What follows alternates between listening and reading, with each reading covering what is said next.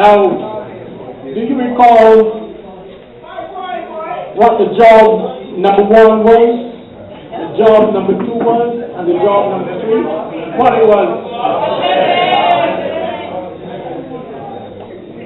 Now, in my very short speech, I'm going to ask you to detect a link.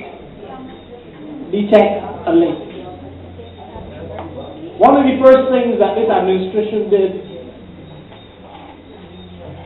was to increase the price of diesel. You recall? That's right. Do you think it was by accident? No! Do you know who brings in diesel? Yes! Do you know that when you increase the cost of diesel and bring it on par with gasoline, that you actually increase the profitability of those who bring it in? Yes. Who financed or assisted in financing the last Democratic Party administration? Hello? That's Morley? Do you recall that the Transport Board, in spite of having almost $200 million in debt over the last 30-something, 40-something years, decided to have a free bus fare for school children? But do you understand that it required a whole set of buses to be refurbished? Who would have refurbished those buses? Was it an accident? No. Is it payback? Yes. Which company you were told is in sound and good health? People? Yet, $10 million of our dollars went to assisting the company. And we have seen that throughout the region, that CICO is now going to be responsible for the demise of several small states. You're taking it for granted, but it will require 1.5 billion Eastern Caribbean dollars to get the OECS countries out of the present predicament. It is a very serious thing, and we have not yet seen the impact of it. CICO is going to be more devastating than Hurricane Andrew. But it has not yet occurred. All throughout the region, governments have made decisions to put judicial managers in place to control the impact of CICO. It has not happened in Barbados. Why? Who assisted in financing the Democratic Party last time? Is there a link? You begin to see a strategy. Do you know how the Ministry of Housing in Barbados? Is it not the case that we have taken our precious land and given it away for a company to so-called produce low-income houses that cost in excess of $200,000? Do you know that according to their own admission, that the National Housing Corporation is supposed to receive 1.5%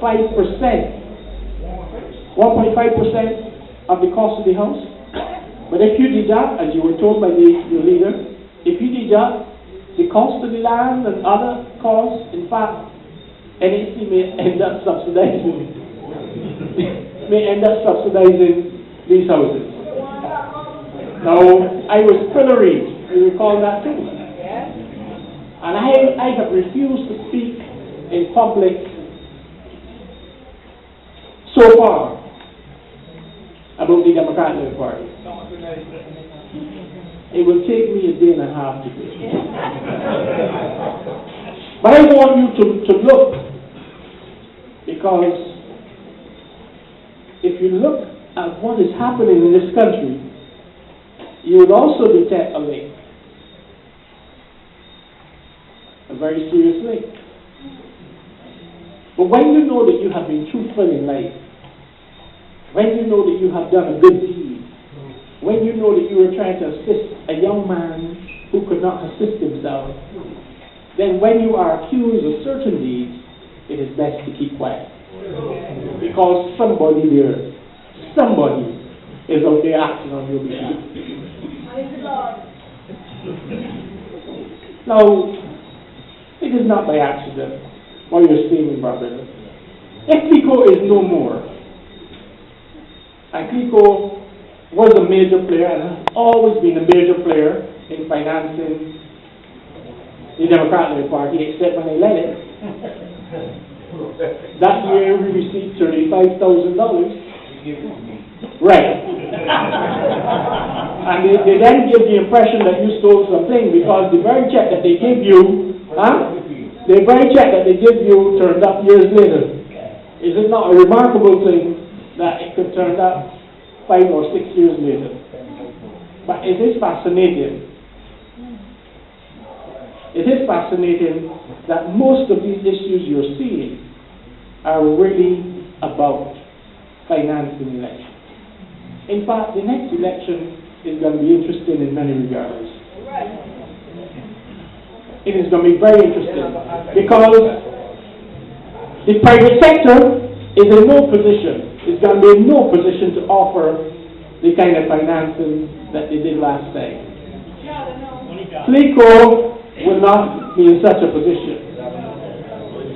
And therefore, what you're seeing is the repositioning of policy on the part of government to influence areas of possible financing in the next election.